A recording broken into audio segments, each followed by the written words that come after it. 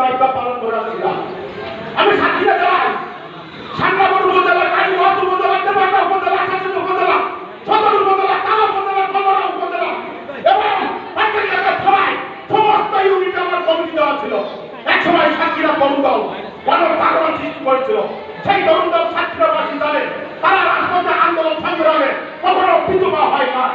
আজকে সাতক্ষীরা যে তরুণ দলের সংগ্রামে আহ্বায়ক সদস্য সচিব সাংগঠনিক সম্পাদক তারা দায়িত্ব পেয়েছেন, তাদের কাছে অনুরোধ থাকবে অতীতে দীর্ঘ 17 বছর সারা বাংলাদেশে বিএনপির হাজার হাজার নেতা কর্মীদেরকে হত্যা, গুম, নির্যাতন, ফরমাইশি রায় চালিয়ে তাদেরকে মানে রাস্তানাবুদ করে দেওয়া হয়েছিল।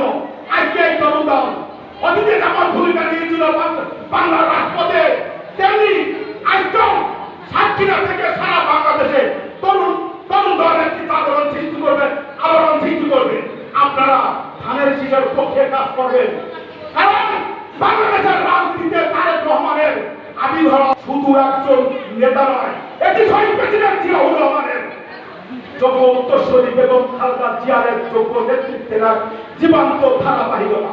আপনারা জানেন 2007 সালে 11 জানুয়ারি বিএনপির ভাইস চেয়ারম্যান জনাব তারেক রহমানকে গ্রেফতার করে রিমান্ডের নামে তারেক রহমানকে 24 ঘন্টার মধ্যে 18 ঘন্টা নির্মমভাবে নির্যাতন করা হয়েছিল।